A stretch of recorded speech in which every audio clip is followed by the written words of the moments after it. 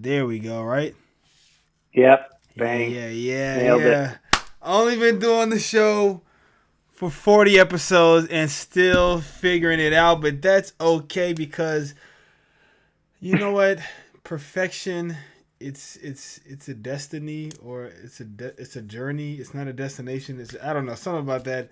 It's not about perfection. It's about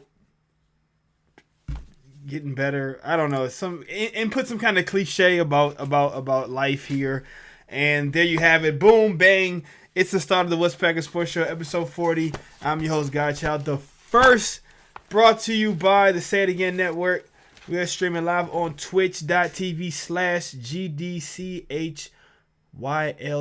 twitch.tv/GDCHYLDTV. You can catch the live stream right now or probably next time if you're listening to the podcast. No, for next time, every Wednesday, 9 p.m. Eastern, 8 p.m. Central. If you're in the title land, like Tom, who is my host from the Green Bay House. Hello to you, sir. What's up, dude? Hey, What's going on? I'm good, man. You you drunk dialing me Big time. this weekend? I got a call in the middle of the game. I'm like, who is this? It's Tom. Yeah, it's like you called me to tell me you couldn't hear anything. It's like I can't hear anything. I'm like, well, why did you call me? And then you call me back.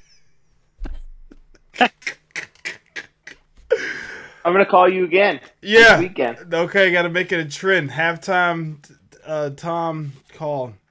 Drunk time with Tom on the weekends. At least we got a good picture out of it. Yeah, seltzer time. That We was gotta get fun. that sponsored, man. We gotta get that. We gotta get a seltzer to sponsor us. Our halftime seltzer Yeah, talks. what should that be called? I don't know. Halftime. We gotta figure it out. We gotta figure it out. Get a Yeah, we sponsor. do have to figure Get that somebody. out. Get somebody on there. Look, man, a Hey, lot I more. got a beer sponsor. This Really, week. I don't know since we last talked. really. Yeah, You get, Badger State Brewery in Green Bay hooked us up with like those big craft beer packs, like the 4 packs, yeah, yeah, yeah. like the nice ones they sell for like $12 in the Uh huh, store. uh They're huh. expensive. So they gave us like 2 4 packs for every home game this season. Ooh, there you go, Not man. Green bad. Bay houses. Hey, man, Not bad. it's the house that dedication and It's a cheese has sports built. and recreation venue. That's what we're A, that's what we're classifying it as nowadays. a sports and recreation venue. I like the sound of that. Okay, all right, shoot, man. If you visit I if you like. I'm visit gonna us be able on to. I might be able to Facebook, build this as a business expense. I'm staying at the sports and recreational historical district. You know what I'm saying, man? I'm gonna have a lot to talk about in my trip to Green Bay. Look, man, week 2 in the books. Packers win. They take care of business at home versus the rivals. Lots to talk about on the 5 things this week. Some other interesting things to talk about. Some other not so interesting things that we can maybe discuss. If I don't know if you heard, I just kind of caught wind of this whole Brett Favre scandal, which is mm, starting to slowly deteriorate. What was is it kind getting of worse? Is it yeah, getting worse? yeah, it's getting worse about Brett Oh, Favre, man. really? Yeah, man. So we Worse can than last week? I don't. Maybe last week with you is maybe that's what I'm talking about. Maybe I'm just hearing about it. I just heard about it, kind of. What do you? Okay, well, we'll talk about that later on in the show. But first things first, man. We got to get these 5 things out the way, okay? And as we do every week on the show after the game, we break it down in this very simple fashion: who, what, when, where, why. Okay, who stood out? What was your biggest takeaway? Where was the turning point? No. What? Who? What? When? When was the turning point? Where would you place How the long have you been victory? doing this? Only since I started 2 years ago. And it's even got a nice little thematic thing to it. Who, what, when, where, why, and I still forget it. But Mm-hmm. the where I'm still trying to figure out if I like. Where would you place this on a scale of 1 to 10? Maybe there could be No, another. I like that. You like that? Okay, okay, cool. And then of course the It's the ultimate. easiest. Yeah, it's the easiest one It's the to easiest do. one. Okay. It's a little kind of a under pitch, little give me. I like today we're getting sophisticated with the red wine, the many shades of Tom. We get to see all the different Right. aspects of yourself and how you situate yourself in the house and what you're sipping on.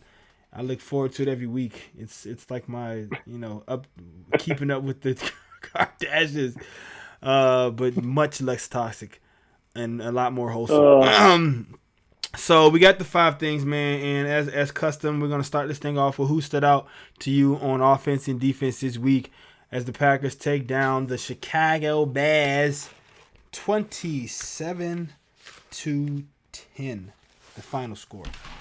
We're gonna start with you, man. What stood out, man? What stood out to you? Who stood out to you? I should say from this well, victory. I guess we'll start with the obvious ones. I really underestimated the absence of Alan Lazard and Mm-hmm. Elton Jenkins last week in Mm-hmm. Minnesota. I think in the run game, Alan Lazard has probably played a bigger factor than even in the passing game last week. Yeah. But there was one specific play. Obviously, he had the touchdown in Right. the red zone, but there was another play. He had a big target up top.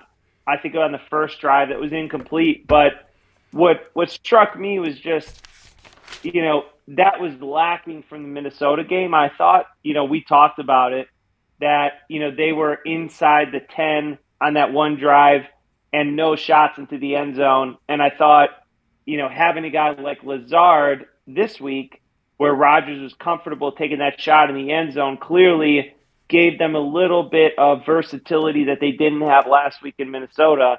So I think although his stat sheet wasn't off the chart, Yeah.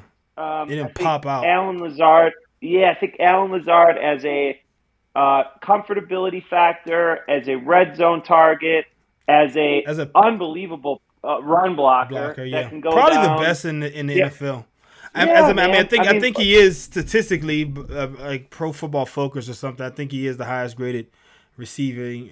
Past couple of they years. line him up Yeah. next on the line, Yeah. and run tight in like a jumbo package. So, I think those two guys were big, which I think maybe Alan Lazard is a little bit of an under the radar pick just because it wasn't, eye popping Yeah. It's not like he statistics from came a out and receiving had four standpoint.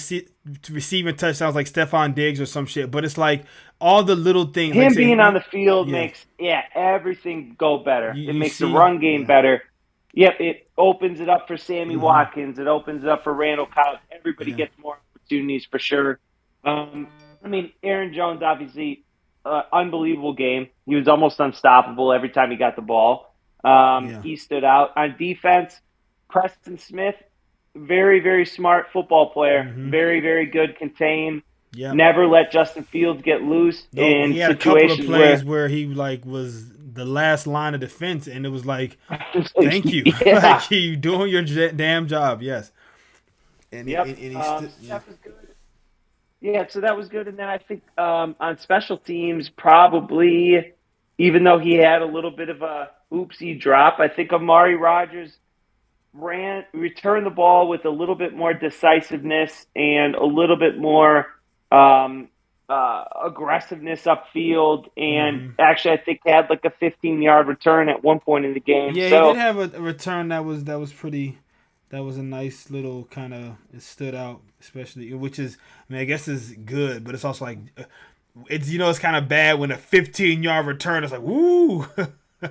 We but, got to work you our know, way. We got to take what we can.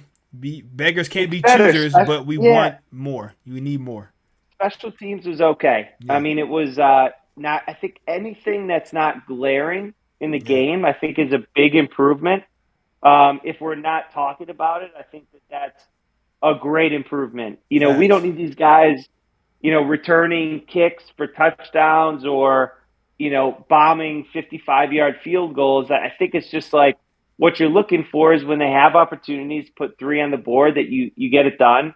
It doesn't look sloppy. When you have a punt return, you Yeah, can good get coverage. positive Yeah, yardage flip the and field. not give up. Field can field. I Yeah, feel like field position. it really is an underrated aspect. I mean, a lot of times some of these offenses, it's kind of like delaying the inevitable. But even with those high octane offenses, the longer you have to make them go to get the field goal or get the touchdown, the more opportunities you create for turnovers or sacks or big plays, or just give yourself an opportunity to keep them out of the end zone because they have to get more first downs, unless they get these chunk plays, which is why those offenses can be dangerous, because they can get those chunk plays almost as easily sometimes as these sort of intermediate plays. I'm just gonna For piggyback sure. what you said real quick, and then we can move on, because I mean my standouts were on offense. AJ Dillon. I mean, it's kind of obvious, but I mean Aaron Jones. Aaron Jones. I mean, Yep. it's kind of obvious, but hey, I give credit where it's due.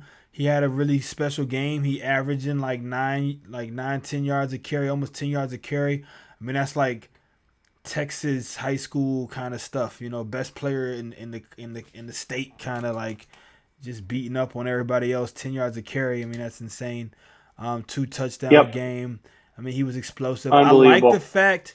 I like the fact that and this kind of goes into one of my takeaways. So I'll save that, because that's the next thing. But Aaron Jones, he was special, and I put down Preston as well. But I think it's good that you mentioned Lazard, because I think you're right, and I said that last week. That was one of my takeaways last Yep. week. Is that like maybe Lazard was a little bit more missed than we anticipated, and this week he comes in, he shows up. It's the Bears, but it's like you said, you can see his effect sort of permeating through every kind of For aspect on sure. offense. So, and Preston had a big game, 2 sacks. I saw a stat that said through the first 2 weeks, Preston and Rashawn are like leading the league and Mm-hmm. hurry pressures or some kind of metric, Pressures whatever. and sacks, I think. Yeah. So, Yep. that's great. That's good news. They kind of got it. It seemed like kind of off to a slow start, because I feel like against Minnesota, there wasn't really a lot of pressure. Um, you went away. Oh, oh. There we go. There wasn't Okay. Sorry. I feel like there wasn't Back. really a ton of pressure in Minnesota that I remember, but there was a lot more this game. But I also feel like I need to see more. But those were like Yep. just kind of my immediate two takeaways. As far as what stood out to me, uh, because I kind of blended into what I was saying on my who stood out. I'll just start this one and say the running game. You know, to me, the offense needs to operate through the running game. I've kind of been saying it for a while, and I just think it goes. This game kind of proves it more. Last week we talked about 15 carries between the two of these guys, and then now they come out, and I mean, I feel like they both had like, I didn't get the number. Let me see real quick. Let me see. I Yes. think Jonesy was at 20 total Yeah, I think Jones touches, had 20 total. So we go to NFL which was double last game, stats. Right. right? Yes, let me see. No, actually, I want to go to get scores, I guess. And while you're Scores, looking this up, week are you two. feeling like Aaron Rodgers is starting to develop a Devontae Adams type rapport with Aaron Jones? And one play particularly was kind of a Oh, when they broken were like play. scrambling and he like kind of pointed them up the field. Yeah, and he pointed him up the field and hit him for the first down. I mean, I don't know. It's kind of, well, I feel like we gotta still see. I think he kind of always had that, but he was just, oh yeah. So yeah, Dylan, 18 carries, Jones, 15 carries. So there we go, 32. We got 32 carries between the two of these guys, and this is what I'm saying. Rodgers, 25 attempts. Okay, 8, 9, 10, 11, 12, 13. Okay, 33 total carries for these running backs, for a total of 38. Rodgers carried it 5 times as well. So that's the kind of offense that I want to see from the Packers.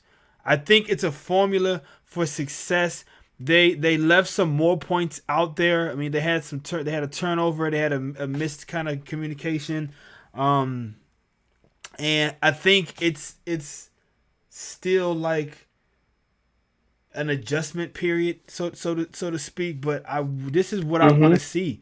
This is really what I see, and I love the fact that even though Dylan wasn't really popping, right? He wasn't really popping. 3.4 yards an attempt, 61 yards. His longest was 11. But I love the fact that they stuck with it, because those were the jabs. Those are the body blows. Those are that's it almost seemed like they was just beat body blow with Dylan, and then Jones was able to come in and just pop for 8, pop for 7, pop for 10, pop for a longer 36. It was like it was the perfect way. And then there's gonna be times where they're gonna be keying in on Jones.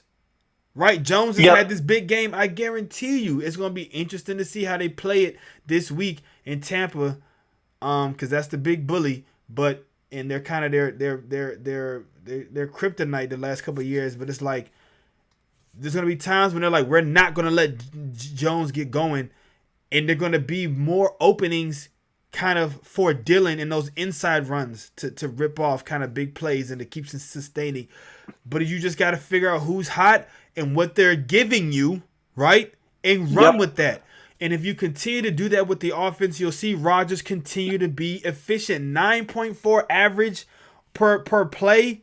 That's great. Okay? Yep, it was 2 touchdowns, 3 sacks. You still some of those. I feel like some of those sacks he still gotta. I feel like still some of those are on him, but it's still okay. 3 sacks. I'll take it. 23 yards. So they weren't like crazy, sack numbers. 234 yards. I don't need Rodgers to be putting up 405. Yeah, it looks great. 6 touchdowns. You get to be on SportsCenter. Everybody's talking about it. But I'd rather talk about these W's stacking up in this team identity, and that's my takeaway. That's my biggest takeaway. That this team, Aaron Jones, you see he has star potential. You see A.J. Dillon can be the backup, the change of pace / X factor and all that kind of stuff. The steady, consistent running, additional running threat, and then I did say quickly. I just think, that was really my biggest takeaway. I'll just go with that. I'll go with that. That's my biggest takeaway. What about you? My biggest takeaway was Jordan Love can operate this offense. What made you say that? Well, exactly what you just said. Yeah. That was good. Aaron Rodgers doesn't have to be a 4-time MVP for the Packers to win a 27-10 game. Exactly. That's all I got to say. I mean, and I'm going to be honest with you, Tom. I really feel like Aaron Rodgers is really fighting against his nature. As much as happy as he is for Aaron Jones, it's different for him and Devontae and him and Aaron because he's not as involved. More of Aaron's success, Jones that is when Rodgers hands it off and just watches him be amazing. Whereas Aaron, when you're talking about him and Adams or him and Jordy, him and Cobb, it's about his prolificacy. I don't even know if prolificacy is a word, but you know what I mean? His ability to be a prolific passer and putting the ball in certain spots and the highlight plays and the getting down the field in 37 seconds and all that kind of crazy stuff. So I just think naturally he's going to be a little more subconsciously even just more drawn towards Adams or receiver's success because he has more say in it. But I think he's happy for Jones and he understands that Jones is a special talent.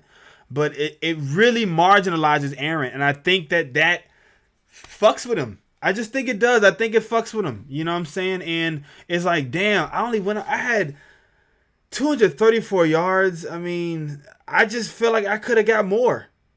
And I think sometimes that messes with him, just knowing he could have did better or feeling like why didn't I do more? But 19 to 35, I mean 19 to 25, you can't beat that. And I would argue he probably could have been a little more efficient right there. Yep. And I didn't mean to hijack this back from you, but you're absolutely right, man. Jordan Love can run this, reason I wanted to interject real quick because I wanted to ultimately say that I feel like he's fight. This system is almost like a fight against his nature, and I think Jordan Love would be a look at what Philly is doing right now. That to me is Jordan Love in this Matt LaFleur offense. That to me For is sure. what this would look like. You put Jordan Love in this LaFleur offense, it's going to look very close to what Philly is doing once Jordan's comfortable. Because I watched a lot of that game because I wanted to see how the Vikings really stacked up. And no matter what happened, I'll say one thing about Jalen Hurts, and I've been a Jalen Hurts fan since day one when he came in against the Packers, almost beat us, and then went out the very next week and put a stop to the Saints' incredible 10-win streak or whatever it was at the time. He ain't phased. That dude is not phased. He's confident as shit. And I feel like once Jordan Love He gets is. it, once Jordan Love gets that way, and he knows he's the guy, that's what we're going to be seeing. But you're absolutely right, man. I feel like people are going to realize once Aaron's gone how sweet it is, how sweet it can be, to have a cheap quarterback again, a quarterback back on the cheap, a little more flexibility with the cap and all kinds of stuff. Sorry, man, I really kind of hijacked your point there, but you made No, such a that's good okay. point. I just couldn't stay quiet. No, that's okay. I mean, I think what we're seeing is, hopefully a little bit of a transitional weight off of Aaron Rodgers' shoulders, where if you look at how Peyton Manning won his last Super Bowl, Yeah, and some of these guys, they just, weren't an MVP caliber. And not that I don't think Aaron can be that player, but the point is he almost needs to not be that guy yep. to an extent and let the game develop around him. And a lot of the plays that he made on Sunday were plays that I think Jordan Love could navigate in this offense very easily. And a lot of the times, I think he started to stretch beyond the play call is when things got a little dicey. So, I mean, how we'll about that see. read But it was, option that Rogers could barely pick up like 5 yards? You don't think Jordan probably could have picked up more than that, or you don't think they could have incorporate that more with Jordan? yeah, we talked about that. Yeah. So, It is um, an interesting style of play for this quarterback for sure, in how my about the opinion. I think it was Jones's second touchdown run when they had AJ Dillon out there in the lead block, man. That's the first time I remember that's the first time I kind of recall them breaking that out.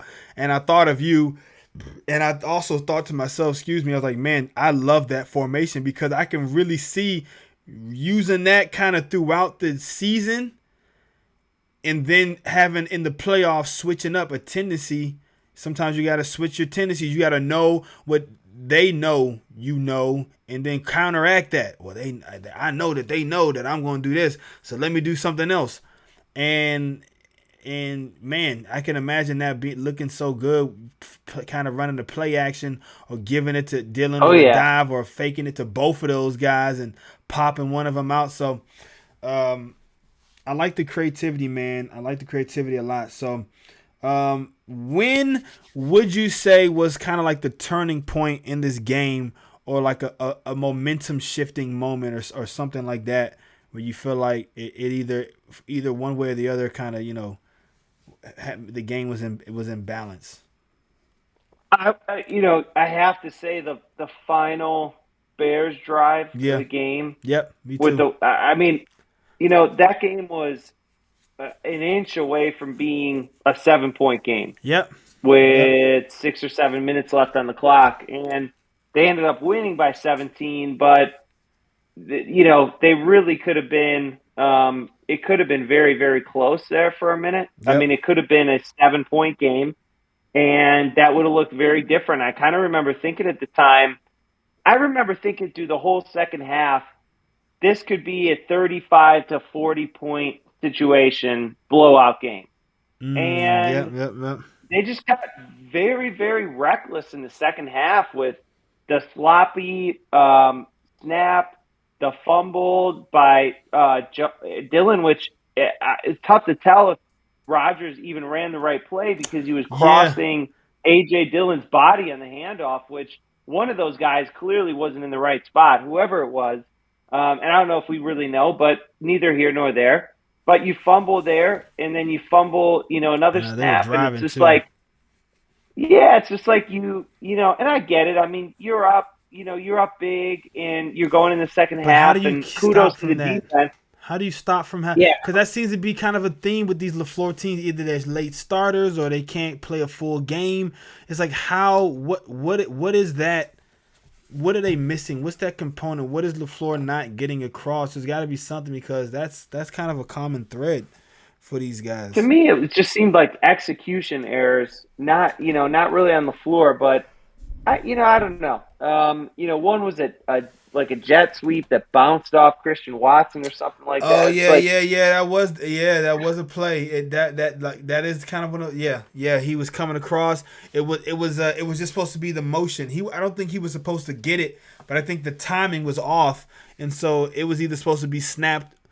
I would imagine probably be snapped after he runs across, or maybe they do want to snap before he runs across to make it seem like he could be getting the ball as well. But yeah, the time was off and it hit him in the hand. He tried to like get out the way, but it was too late.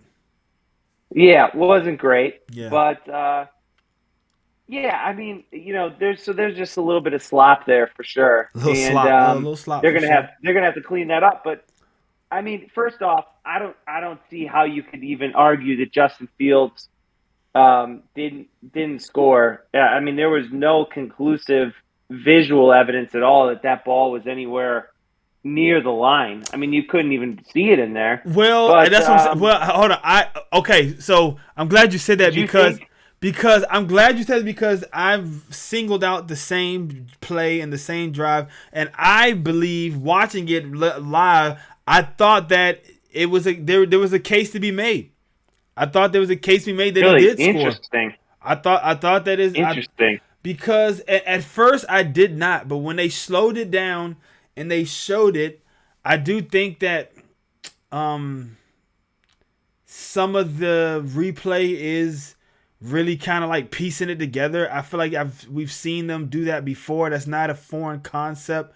You say, okay, well, we know the foot is down here, and we know from this angle that this means this is at a point where the knee is definitely up. And so then we see at another angle that so we can tell by piecing these three angles together, it's a touchdown. I think looking at it a few times, if I were in the booth, I probably would have called it a touchdown. Honestly, Really if interesting. I were a referee, I feel like at least in that moment, maybe if I go back and look at it now, but when I was watching the game, couple of seltzers in, in the moment, I'm trying to think. I mean, these referees they're human. They're in the moment too. They're kind of watching it. They're not supposed to be having nothing on it or nothing like that. But it's like, it's like I gotta imagine there's times where like guys got momentum or something, or they're just kind of like caught up in it or whatever, and that kind of affects it. So if I'm just, and I said to myself, if I was watching it how they were watching it, seeing the same angles, if I was that guy, if he would have came out and said call reversed, I wouldn't have been mad. I wouldn't have thrown my tablet, That's as interesting. so That's interesting. yeah. So I didn't see it, you but didn't that's see it. fine. I mean, Yeah, that's I fine. mean, I mean, and there are times where I feel like, there are like very obvious or whatever the case may be. And yeah, I mean, this is one of those times where I feel like, I guess, yeah, it's like, it's where like it splits hairs or different people or whatever the case would be. But yeah, man, I thought it was possible. I thought it was possible because, really, you just really got to get like the centimeter of the tip of that thing over. And when they had said something about the wristband. And when they said something about the wristband, and it's true though, because you got all these colors, and then you just see that white wristband, and it's like you can see the wristband is there, and the way he's holding it. You know what I'm saying? But like, but that's the kind of stuff you have to try to do. Like, it's like, how can we try to figure out in all that jumble? Okay, we know he has on a white wristband. I do see some white right there. I see a white wristband. If that's over the line, the ball's in his hand like this, so that tip has got to be over. So, some little stuff like that, But like to your point though, the whole idea is conclusive, right? Conclusive. Yep, And so for sure. this is where it comes down to how do you call it? And I think what we're going to start to see is they're going to start to just err on the side of the play. The side of the thing that creates more points, creates the momentum swing, creates the big Vegas kind of, oh, is it fixed? Everybody thinking this has got to be fixed. I think they're going to start erring on the side of that. That way, if it doesn't get overturned by conclusive evidence, you have the thing that is more interesting. And then if you have conclusive evidence, then you can say, okay, we clearly made a mistake, and we can just reverse it. But it's like, on the off chance that it was a touchdown or it was a first down or it was a sack or whatever, and you say it isn't, and then you go on the evidence and say, oh, it really looks like it could have been, but at the same time, it may not be conclusive. It's just like you got to kind of just err on the caution. You got to kind of give it the benefit of the doubt. Or you got to give it the innocent until proven guilty kind of treatment. Like, it's good until proven otherwise. I think might For be sure. the new protocol that they might enact. But I think for me, the bottom line was the game could have been very close in a second. I mean, an inch. In an inch, it could have been a 7-point game, and who knows? And we kind of forget that. Yeah, we kind of forget that because they ultimately won by 17, but there was a moment in time when it could have been very, very close. And really the Jair interception, the sealing the deal, I mean, that kind of like, they were driving kind of again, So I think that's a great way. We both picked that point. So I think that's, obviously that was a great point. You're on one side, on the other side. We'll leave it up for the people to decide. But I think that's a great time to pivot to the next thing, which is where would you place this victory on a scale of 1 to 10? and since I took win first, so I'll let you take where first and give it a grade or a number or however you want to break it down. I'm fluid. You can do it however you want. It doesn't have to be a number. You can do a letter grade, or if you want to do like something even a little more personal to you. I don't know. You want to come up with your own system. I'd say 6.5. I'd say 6.5. 6.5. Okay, good. I think this is the closest I think we've been on the scaling. Really? Yeah, because I'm gonna say a 6.8. Oh, okay. Because I agree with you. Ultimately, it was a lot closer than I felt like it should have. We talked about this being like a 35, 45 to 10, 35. So I feel like they left some stuff out there. It could have been better, like you said. I mean, and honestly, the way the game started with like them exchanging touchdowns, I was like, ooh, okay, maybe the Bears came to play. Maybe the Bears came to play today. And, the Packers kind of corrected things and they, their stars kind of showed up. And, the Bears are still, I mean, after seeing the Lions, okay, in Washington, that was a good little game. I think the Lions are, I know you still want to doubt them, but I do think the Lions they're going to at least be able to put up points. I think Jared Goff has found himself kind of in a great value situation of what he had in Los Angeles when they went to the Super Bowl, and they still don't even have their second first round pick yet, who some people are saying was the most athletic receiver in the draft. So this Amon-Ra St. Brown kid looks like the real deal. Swift is legit. They got the tight end. Jamal Williams is balling. Jamal Williams is doing what he does. And they got the other receiver. So, they got a couple little pieces there. We know Goff can make it work when you put stuff around him. The defense is improving, and I think the coach they're bought in. I think he might be a little cheesy, he might be a little over the top, but I think he's authentic. And whenever you're like that, but that's who you really are, and it's not some act or some stick to try to, whatever. People have to sort of love to hate you. It's like, man, this motherfucker, okay. It's not my style, but I dig it. I dig it, man. Whatever. All right. I'm in. I'm all in. I'm in with you. So I think that's gonna be an interesting game. Packers, Lions, and just seeing how the rest of the division shape out. But ultimately, man, interesting that you say that. Ultimately, I really think 6.8 because they should have did more against this Braves team that isn't really good. I don't think this is a really good team. They got a couple of little pieces here and there to just kind of they can make things competitive and interesting. But really, this is like a 4 or 5 win team. Seriously. So can we talk about for a second Justin Fields' comments after the game? Please, I didn't even hear him. So enlighten me. So basically, I think he was asked what he would say to the fans, or I forgot what the question was. But basically, his response was, the fans didn't put any work. I ain't really got shit to say to the fans because they're not really a part of this type shit. Correct. They're not the ones putting in the work. They're not the ones practicing. And I mean, I'm surprised you didn't hear about this. No, man, I'm kind of like, honestly, like my job is a little more involved than it used to be during the week. I don't just get a chance to listen. I used to listen to these things when I'm at work and shit, all these interviews and stuff. But no, I didn't. Quick shout out to my man Doggy Wolf of Undercover Golfing is funny. Appreciate you, man. Appreciate you, my boy. No, I didn't hear these. I didn't hear these kind of takes, man. These are some hot takes. I'm sure that this did not go over well in Chicago. Here's what happened. He was asked if the sting he felt was because Bears fans wanted him to win that game over Green Bay so much.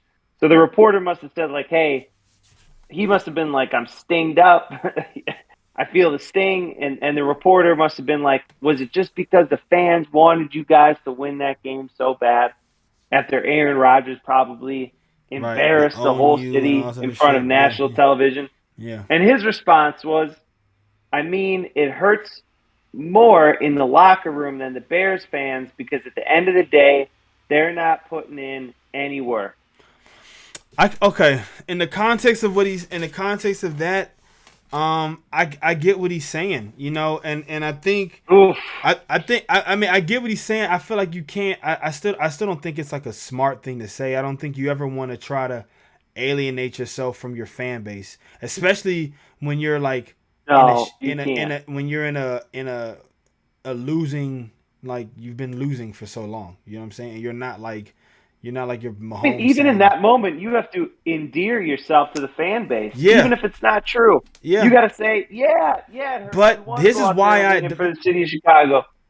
This is why I like it, and this is why it's kind of like the Marshawn Lynch thing. You know what I'm saying? It's like you want these guys to be honest and say what they want to say, and this is right after a loss, okay, right after all this other shit.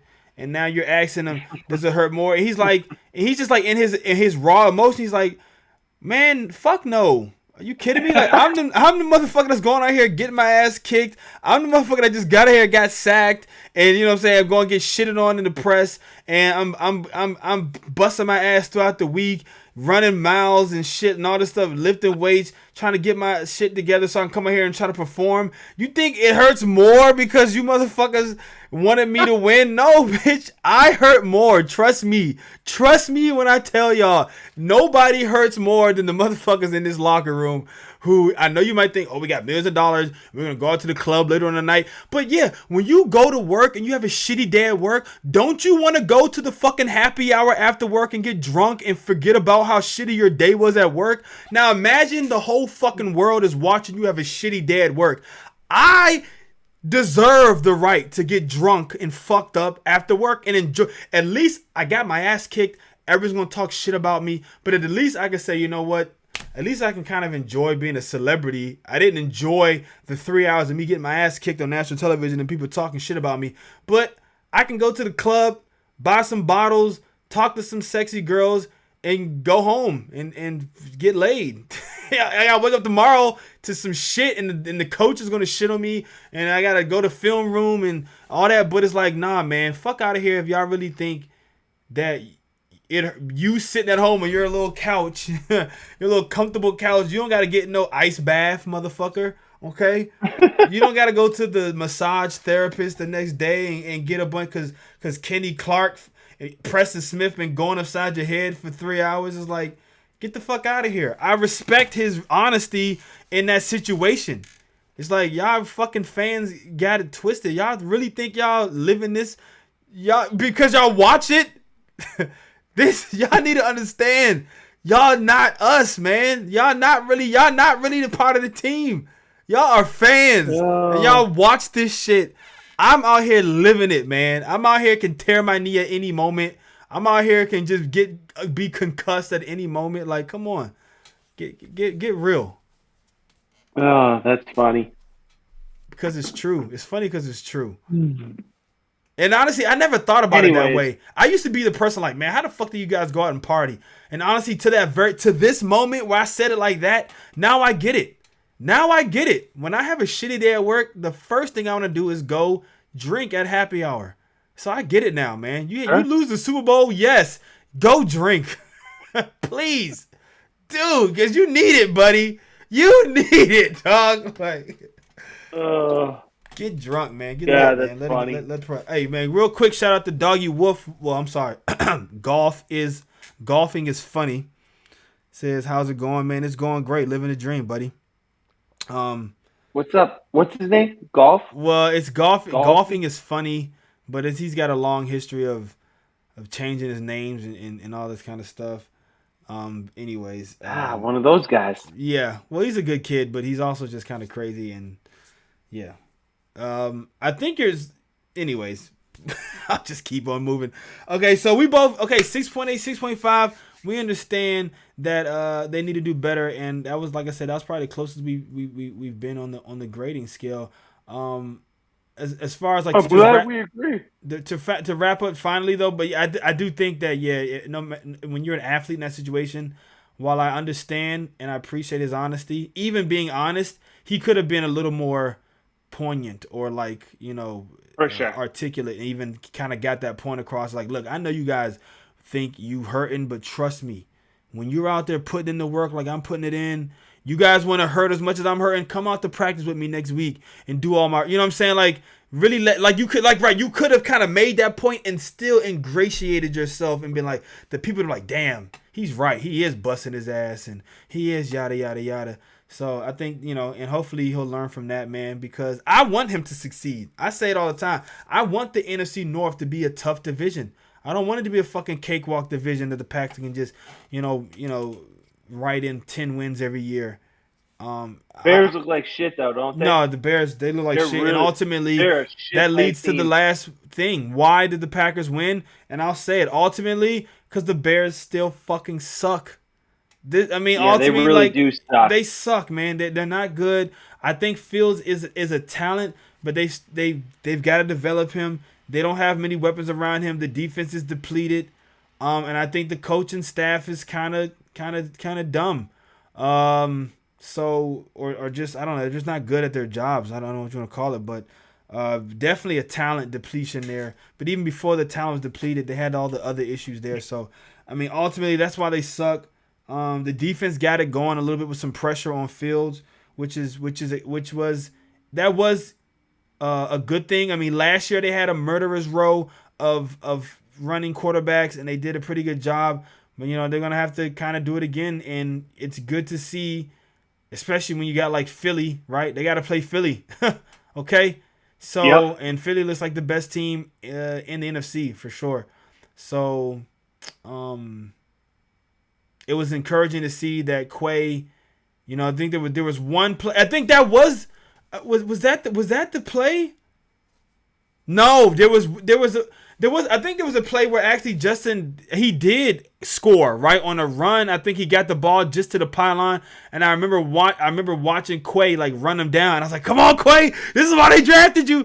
And he just kind of barely got there, and I mean he wasn't able to get there in time, and he was able to touch the pylon.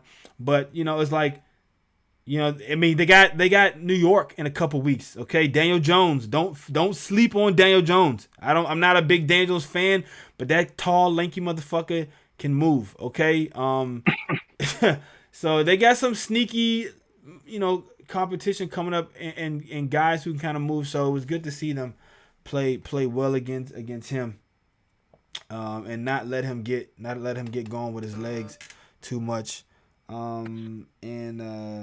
Yeah, I mean that's ultimately why the Packers won, and then and Aaron, Jones, the running game, it was successful, but yeah, ultimately the Bears just aren't a good team, man. They're just not a good team. They suck. Tall, lanky motherfucker, LMFO. Yeah, I mean he is. He's a tall, lanky son of a gun, man. They're 2-0. Yep. We talked about this. I kind of underrated Crazy. this travel situation, but I was listening to it. And it's so interesting. I really do love listen. I really do recommend everybody who's a real diehard, like if you're a real football fan, especially if you don't live in the city of your favorite team, listen to the team in your city. Like I love listening to the Commanders football. First of all, the guys that are on there, they're smart, they're funny, they know what they're talking about for the most part. There's one guy on there, like he kind of annoys the fuck out of me, but luckily he has a co-host who I can tolerate. But there are some times when I just turn it off because I'm like, the other dude is just too much. But they were talking about the Lions and they're talking about the Giants, and I'm like, damn. They were saying like, I was like, yeah, man, this might be a tough game. This might be a really tough game for the Packers, man. This London business versus the Giants. You think so? You think so? Yeah, I think so because I've never really been much of a Saquon guy because he gets hurt. But if this motherfucker is healthy, and we have to face him, you could be right about that. He's a problem. I mean, because he gets hurt, I don't watch a lot of Dallas. I mean, I don't think I've watched one Giants game like start to finish since he's been in the league. But whenever I like want to shit on him really hard, and then I end up like something like whether it's for fantasy or something, I looked up his stats. I was like, damn, like this motherfucker really is actually quite spectacular. But he's just hurt, and the team was just kind of been trash. But they kind of got a little, they getting it a little bit more. They kind of come together a little bit. So it's just one of those kind of games where it's like you fuck around like they did with the Bears, you're gonna find out. Okay? Yep. Because Saquon is immensely talented. Daniel Jones, he's not he's like whatever, I don't know, average or below average, but I mean he's better than Fields. Okay? And he's got all the same elements that Fields kind of brings to it, but more sneakily. So which kind of makes him a little more dangerous. They've got some pieces on defense, so and they kind of have that, like they seem a little gritty, they seem kind of gritty. So it's like you're right. Man, and then Tampa, that's a tough one. We can preview that. Look, I'm gonna tell you right now, off the bat, I think the Packers are gonna lose this game. I have zero faith in against Tampa Bay because I haven't seen it yet, and it's just everything regular season included. They just it's Tom, it's Florida. They don't play well in Florida, especially against. I think this is their year. You think it's their year? We'll see. I mean, we'll see. I mean, they're gonna have to run the ball, and that's the one thing that Tampa does really good is stop the run. But they weren't able to pass with Adams, and I don't think they're gonna be able to pass. Now, that doesn't mean that I don't think that guys were open, but again, a lot of this is predicated on is Aaron willing to change his stripes in year 18. And I just don't know if he is. And I'm not going to believe him, or I'm not going to even expect him to until I see him do it. So if he can come out here and he can run with this game plan again with AJ Dillon and Jones, I give him a chance. Keep the game close, keep it tight. It could be one of those 7-10, 7-13 kind of situations, especially Tom doesn't have all his weapons. So, but I think they're gonna harass Tom Brady all day. We'll I think see. this Buccaneers team is that good. I didn't either but they are 2-0. So Yeah, I just don't think they're that they good. exercise their own demons versus the Saints, who they lost to four times in the regular season over the last 2 years. Yeah, they did, but the Saints suck too. And the defense trash. but the defense is ferocious. The defense is real. It's giving them problems. It's not as stacked as it was, but I think it's real. I think it's real. Like we'll have to see. I mean, I'm just saying, based on how they've played them in the past, if you go back and watch the game, there have been times. I mean, I know the Buccaneers, they stopped the run really well, but when you go back and watch it, there's been opportunities in the running game. It really depends on how you run at them. You have to run at them in such a way that you don't allow them to utilize their speed. Yep. And you have to kind of try to use their speed against them, and the fact that they have those kind of smaller, rangy linebackers in there, and safeties and stuff like that. Those kind of hybrid guys, you have to really use that. And I think this is a great Dillon game where you might, like I said, have to use Jones as the decoy, but you can't stop. You got to do the same thing you did this week.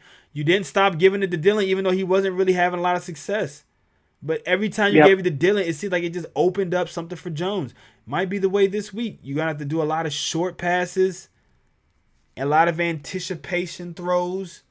But it's like that's putting Rodgers in an uncomfortable situation.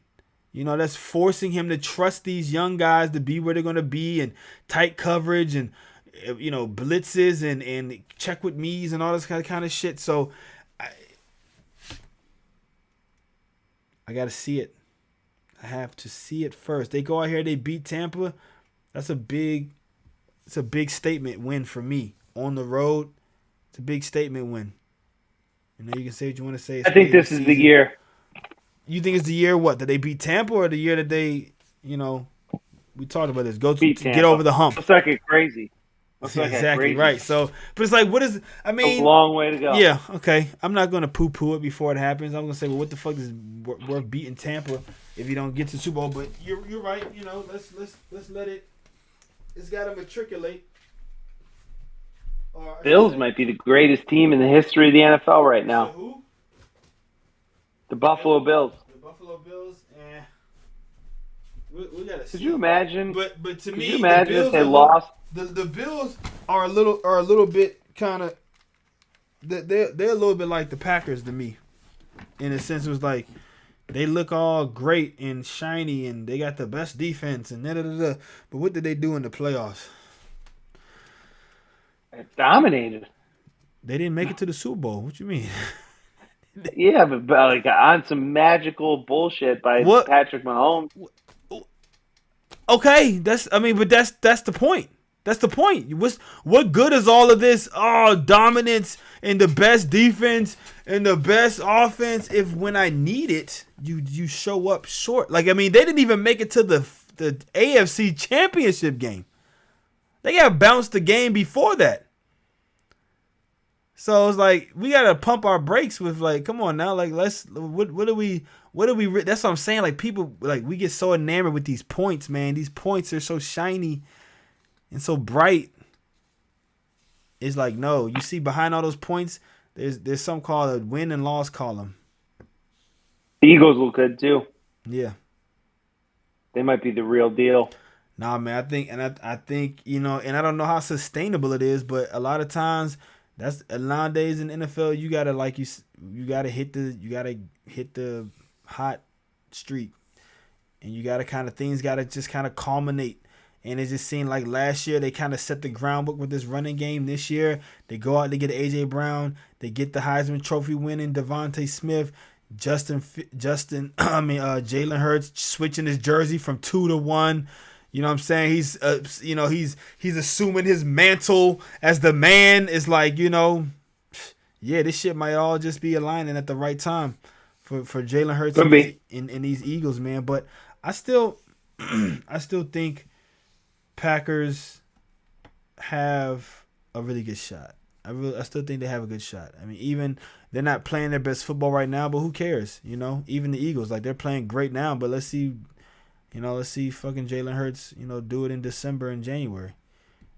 So I agree with that's that. what it comes down. It's living in the moment is great, for your mental health, and it's great for debates and discussions. But it's such a fluctuating league. You fluctuates all the time, man. So it's like, right, just when you need it most that's when you gotta have it. And if you don't, it's kind of harsh. But it's like, yeah, the rest is sort of arbitrary. I don't care if you put up the most points in the regular season. If you only put up 21 points in your playoff game, maybe you win the first I one. agree. But maybe you win the first one because the other team isn't as good. But then you say 2 weeks in a row you only put up 21 points. Yeah, they were number one team all off season. What happened? And we talk about all off season. What the fuck happened? We don't know. But all we know is they're not in the fucking Super Bowl. Yep. So you're right. But right now, who would you say? Do you have a hierarchy? Do you have a ranking of teams right now? Would you say? Too soon for me to tell. Too soon. You want to revisit this maybe week 4 after the first 4 games? Let's revisit before the London game. Yeah. After the first quarter of the season. We'll see what's happening. The London game would be involved in that. I think that would be a great way, right? Because the London game is 4th after Tampa. 5th. Oh, it's 5th. Got the Patriots, baby. Ooh. Should be another good test. Yeah. Not a lot of enthusiasm for that game somehow. Yeah, because it's not. That's it isn't Milwaukee. because first of all, because Tom's not there. Okay, and the Patriots have fallen off. Bill Belichick. Yeah, but they've fallen off. I mean, they've fallen off. They better fuck up Matt Jones though. That guy sucks. He's terrible. Excuse me. They the Patriots are a shitbag team. What are they? 0-2? Well, I wouldn't say they're a shitbag team, but it's just like they're just not what they were, which is a perennial Super Bowl contender anymore. And a game you have to circle on your calendar. Now, don't get you wrong; they're not 0-2. They won last week. They beat somebody last week. Oh yeah, they barely beat the Steelers. Yeah, so I'm not saying that they're a shitbag team. They beat the Bears 9 times out of 10, but I just think it's not what it used to be, because it's all about Tom. And because Belichick, I mean, it's not even like Belichick been back to the Super Bowl or he been back to the AFC Championship yet. He's gotta regroup. They don't even have a fucking offensive coordinator. Like they're all over the place right over there. You're right. You're right. In New England, which would make it bad to lose to them. But that's a game, honestly, the Packers. It's honestly, even though they're better than the Bears, it's kind of a Bears type of a game. It's really a game where you're supposed to come out, you're supposed to flex on defense, and you're supposed to steamroll them on offense. Really, I mean, Mac Jones ain't scaring nobody. They don't even have Aguilar, I guess, is the guy that you're going to put Jair on, but it's like they don't have no real threats like that.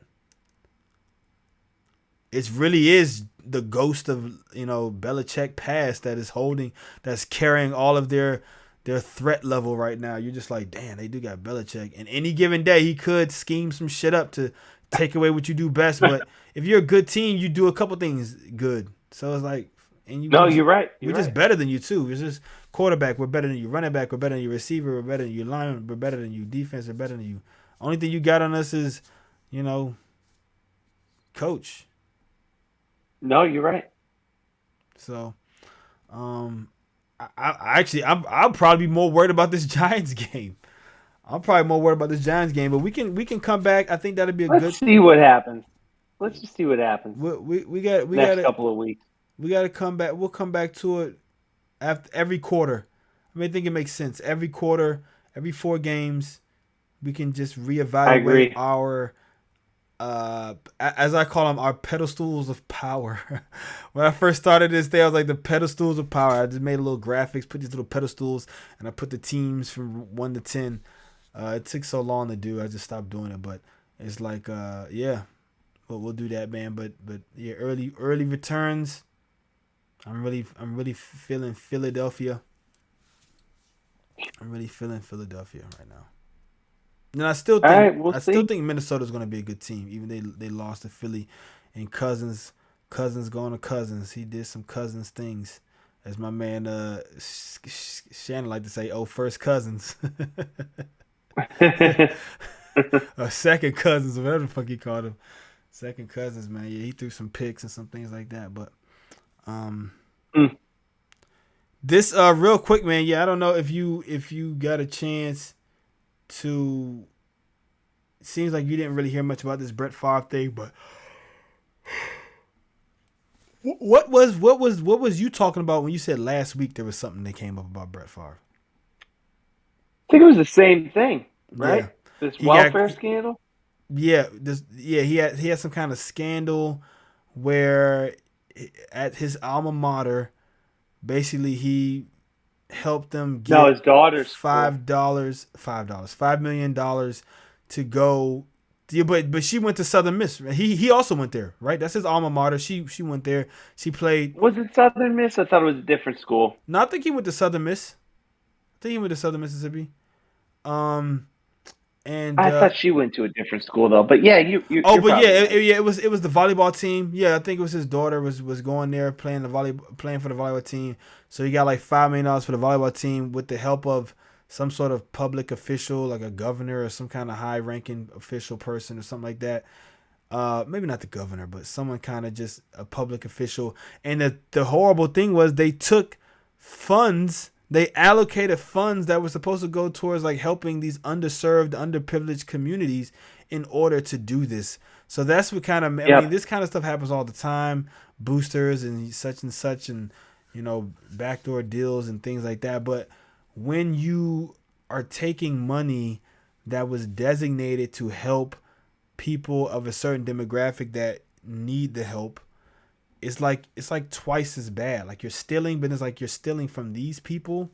We can see if you're stealing from the rich. I mean, fuck them, But like, if you're stealing from the Yep. poor, as a rich person, you're not even poor stealing from the poor. You're rich. Now I don't know. Maybe his finances are fucked up or something. But regardless, that's not their fault. And you made a It ton of doesn't look money. good, does it?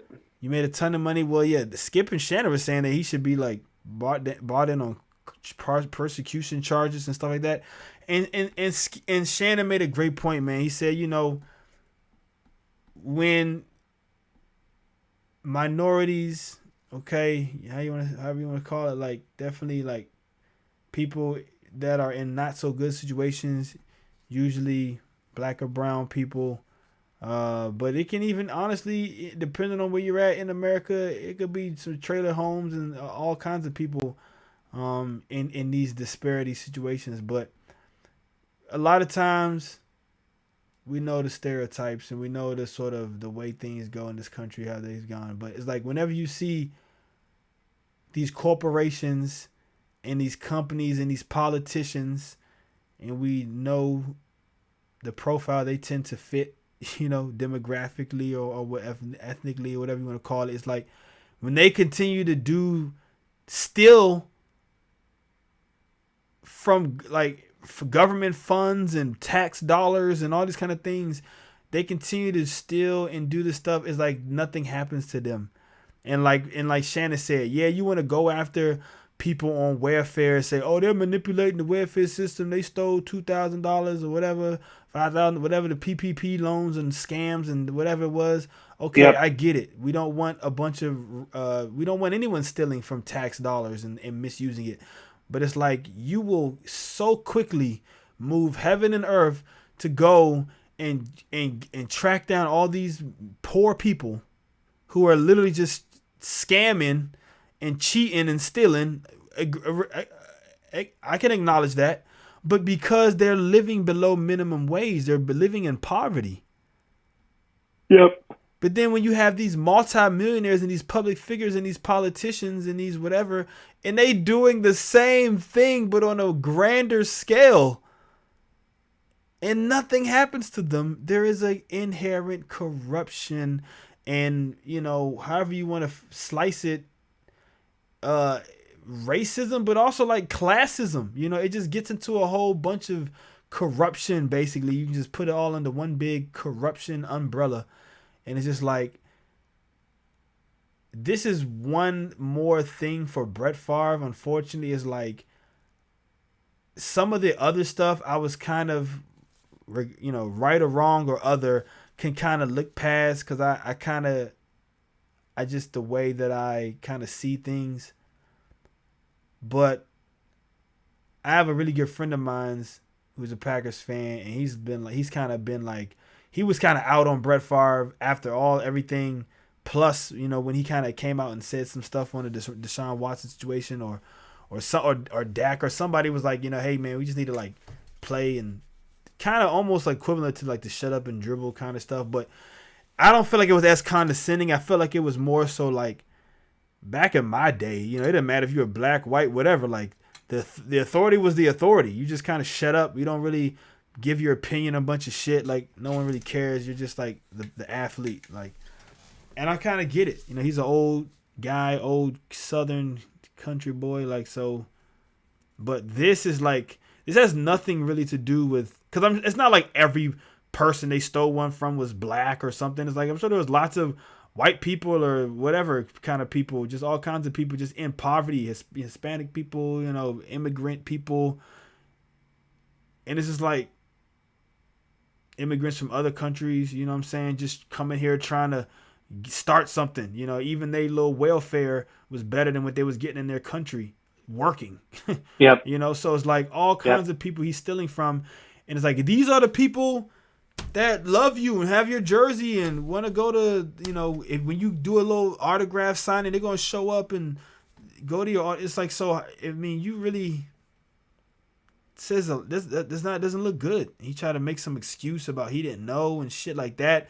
But they said, like, one of the text messages he sent was, if you pay me, is there any way that the media can find out about this? I know. Which is like, what? Even with that, right? I'm not saying that's a total indictment, because there could be lots of reasons he could be saying that. More money, more problems. I don't know what kind of situations he's in. It's just like, I just don't want people knowing I'm getting paid for this, because it's like, yeah, everyone's always got bitching and complaining about what people are making when you're rich. But when you take that little piece mixed with everything else, that little text message does seem, if that was all there was, and it was a bunch of mystery and you didn't really know, we still investigation. It's like, okay, I'm not gonna say that's a smoking gun or whatever. We caught you red-handed. But if you take that plus everything else, plus his other issues and his other over the years and different stuff and kind of sleazeball stuff, it's like, yeah, man, you kind of like shooting your legacy right in the fucking face, man. It's tough, man. But is this really anything new for this guy? I think, yeah. I think there's a difference between sending dick pics to people and just being kind of a horny old man to like stealing federal fraud money from poor people. I think those are two different kind of crimes and two different sort of moral ethics, Yeah, I'm not trying to, say one is worse than the other, but I don't know. It's just like, I don't know. There's been a lot of egregious behavior over the years that we seemingly have looked the other way on, because maybe we don't perceive that as bad, I guess. I don't know. But what happened in this whole Me Too movement recently? Mm-hmm.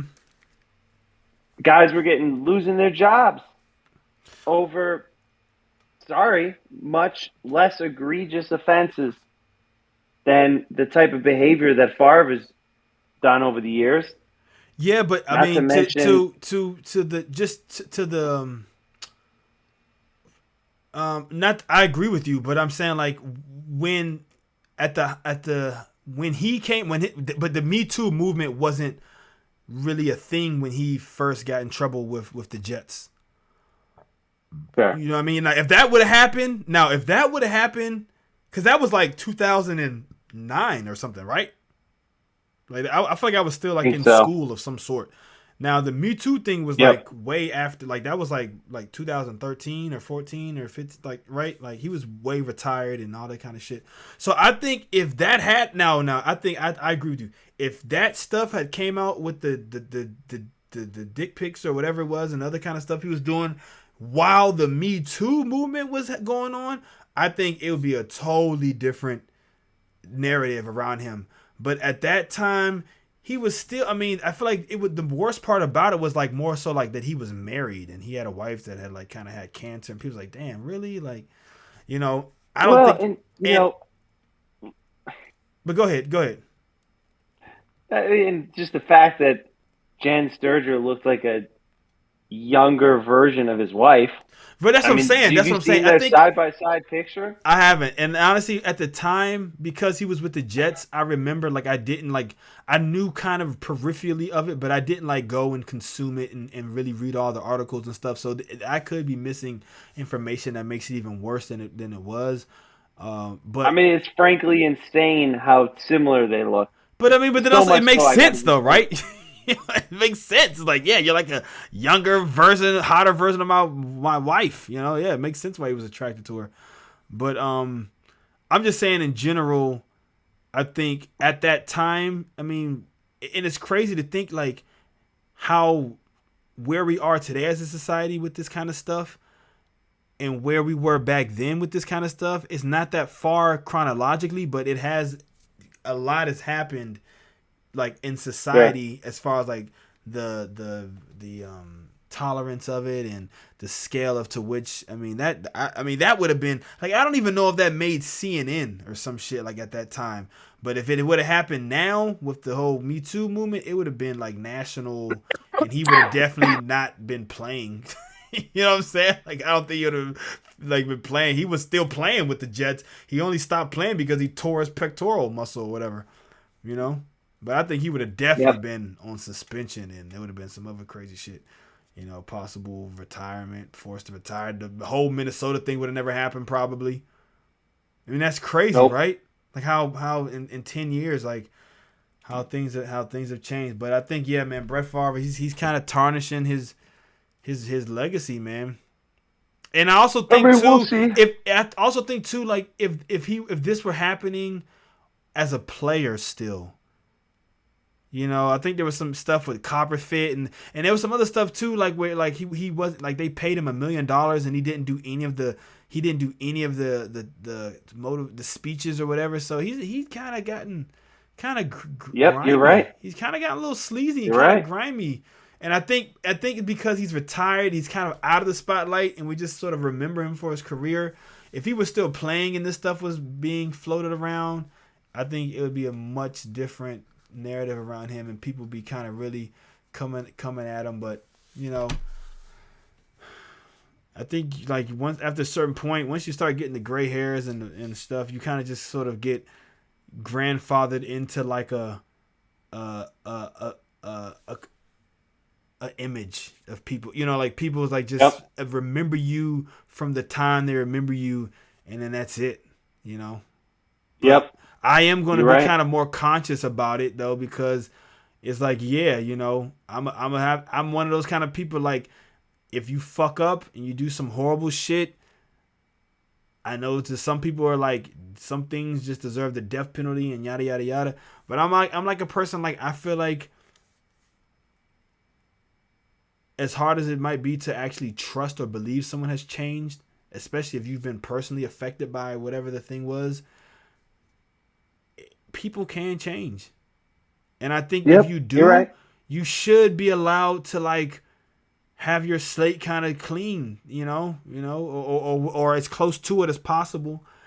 But it's also like the reverse of that is like even if you start out like super sparkly and you just start changing to a fucking piece of shit, like I'm not gonna just be like, well, you know what? Back when you were playing football, you were great. You know, it's like, no, I'm gonna keep it 100. I'm gonna be like, you know what? I don't give a fuck how great you were. Like you kind of becoming a piece of shit now, and I don't really have to like remember you as that. I can remember you as this if you want. For sure. Yeah, you're right. And not even talk about how I fell in love with football because of you. I can just, fucking remove you from it. So sucks, man. Sucks to see, one of your kind of heroes growing up kind of become this villain, as Batman said. But I don't think this is the villain we need, or however that quote went, or the hero we want or need or whatever. At this point, we just need Brett to just sit down and shut the fuck up. Probably just needs to go away for a while. Yeah, he just needs to go away. Yeah, man. Maybe he does need to get locked up. Maybe that's what Shannon and Skip were saying. Lock him up. That'll never happen. All right. That's the show, man. Episode 40. You gotta. Isn't that the who? You got a quick nomination for Forte?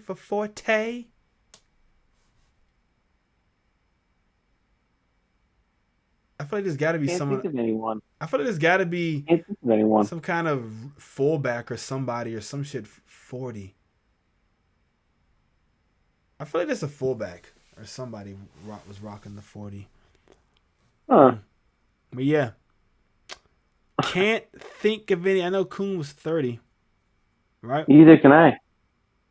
40. Either can I. Huh. Well, sorry to the unknown 40 for the Green Bay Packers, man. Poor fella. We still salute you, man. Sorry I didn't get a chance to do my research on you, buddy. But, we still love you anyways. Until the next show, ladies and gentlemen, go Pack. Go. We'll be back here Wednesday, 9 p.m. in Eastern, 8 p.m. Central, like we are every week with the 5 things and the breakdown. That is Tom. Thank you, sir. I am Godchild the First. This is the West Packers Sports Show. And remember, the Bears still suck. Peace.